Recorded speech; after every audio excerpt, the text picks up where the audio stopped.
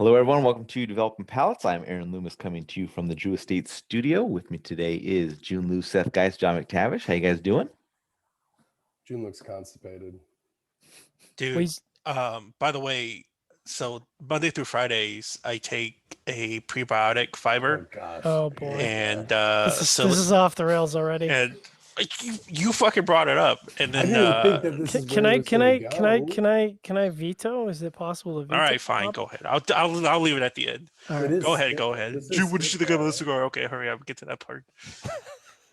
All right. So today we are talking about the RoMa Intemperance Whiskey Rebellion 1794 Tarred and Feathered.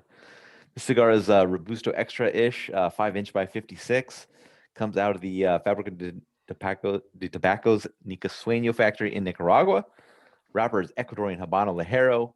Binder is Indonesian Basuki. Oh, shit. Filler is from Nicaragua and the Dominican Republic. Blended by Skip Martin and Esteban Disla.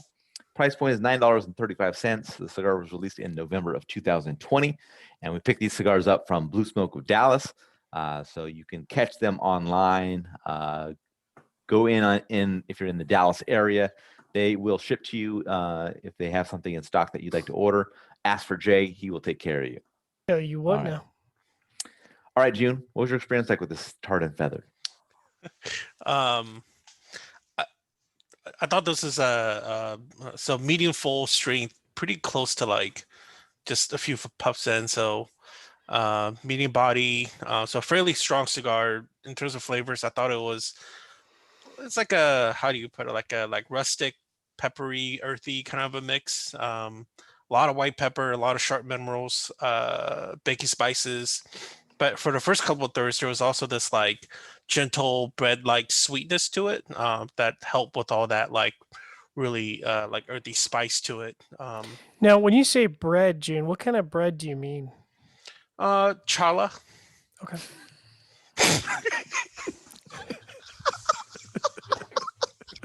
I almost got away with saying that legitimately until fucking Aaron busted up laughing because Asian man don't eat no challah. Okay, anyways. All right. It took us all off the rails. No, it's just, like, so when I say bread, typically I actually think about bread that's like sweet and creamy. Kind of like have y'all eaten like King's Hawaiian rolls? Like a Danish? Oh, no. Yeah, or like a Danish, like a pastry, kind of a Danish, like a Okay. cheese Like Danish sort of a thing. butter, sugar. Exactly. Okay. Yeah, like a dessert-like kind of bread, I guess. Yeah, I think of more of like a traditional French loaf where you get that kind of fresh yeasty sweetness. You know what I mean? Like that. Interesting. Yeah. Yeah, I'm actually pretty opposite of you then when I say bready. So yeah, I mean that was pretty much the whole profile. Pretty consistent. I didn't really, this is kind of what I think about when I think about RoMa Craft is this flavor profile. So if you're a fan of that, then you should definitely get this. This is really no different than a lot of stuff that they make, in my opinion. All right, Seth, what was your experience like? Yeah, I mean, listen, the first third, I was getting a lot of cayenne, paprika notes. There was a lot of dry earth, leather. I was getting some charred meat. It was smoky, not to be perverted, but it was like Skip Martin just tarred and feathered my inside of my mouth. Take that the way ever you wanted to. The second third, it showed a little bit of growth, and I was getting some like cocoa powder notes, but it was predominantly sticking to where it was in the first third. And in the final third, I actually thought it really started to deliver a profile that I really liked, where it was showing those pepper notes, but I was getting some tobacco, earth, some cocoa qualities. And I mean, it was medium full. Well, the final third I thought was medium, but the first two thirds I was smoking a solid full level for Skip, for anybody. All right, John, what was your experience like? Well, no surprise. I think I'm going to be the outlier on the high side for this. I agree with Jiunn. I think if you like a lot of RoMa Craft stuff, you're going to like this cigar. I did get a bit of a different flavor profile, though. I didn't really get the bready, although I did find it quite mild and I say that in full awareness, it's a RoMa cigar, but it was quite mild until it got to like that first eighth of an inch that was of exposed foot was burning. It was quite mild, and then when it got to the wrapper, it was like flipping a switch. Like it was just boom, medium, full. And I got a blast of chocolate, which was quite pleasant. I did get a lot of sort of red pepper flake, which was nice. And they're really balanced out, which was enjoyable. Got a lot of musty wood in the post draw.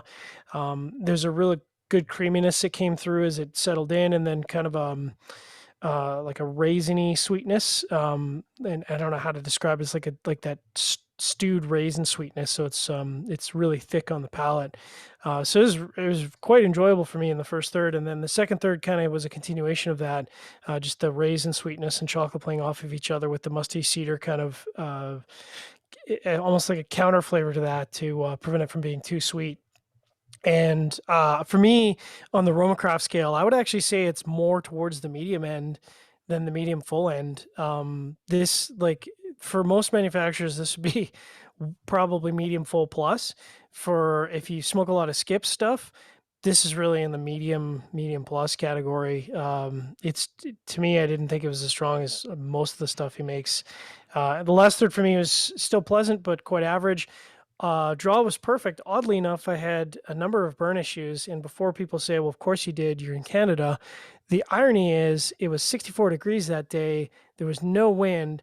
It was a good humidity, and I had to do 2 touch-ups and a relight. So I don't know what the heck was going on. Yeah, we all had burn issues, look like. Did we? Mm-hmm. Yeah. Yeah, and I mean, I keep all my review stuff in a humidor that's climate controlled and 66% RH. So I don't know. It's a pretty thick wrapper, but at the end of the day, it didn't seem to impact the flavor profile. So I don't particularly care how it burned, as long as it doesn't affect the profile. Overall, it's a good experience for me. I would happily smoke more of these. Aaron, talk us through. I thought the first third had a nice flavor profile with some pop to it. As the earth played a bigger role and black pepper kind of eased back, it became average in the second third. And then the final third saw some char and light bitterness, which kind of knocked things down a little bit more. Definitely strength to it, as you guys all kind of led up to. And I was really kind of feeling it at, just even as early as the end of the first third. So I was really hoping that a lot of Manbacco. Yeah. But I was really hoping that profile from the first third would have kind of maintained itself, because I was really enjoying what was going on there. But the cigar just kind of seemed to run out of steam on the flavor side. Strength all was still there, of course.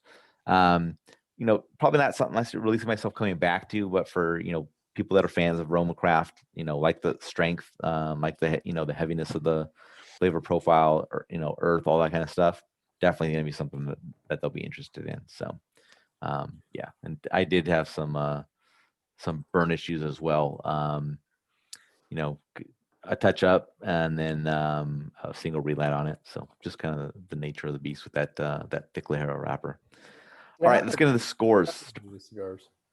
Yeah. What's that? I think it happens with the cigars. I Yeah. know that he likes to They're stress. thick wrappers. Yeah. What are you I know going to that he do? always likes to stress about the burn, but it's one of these things with his wrapper. I just think he should not obsess about it. I'm not worried about it.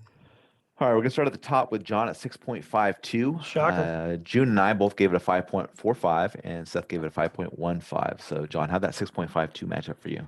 Yeah, it matches up really well. The only sad thing is, obviously our scoring does take into account burns. So I think if you had a perfect burn, this might even be up in the 6.65, 6.7 category.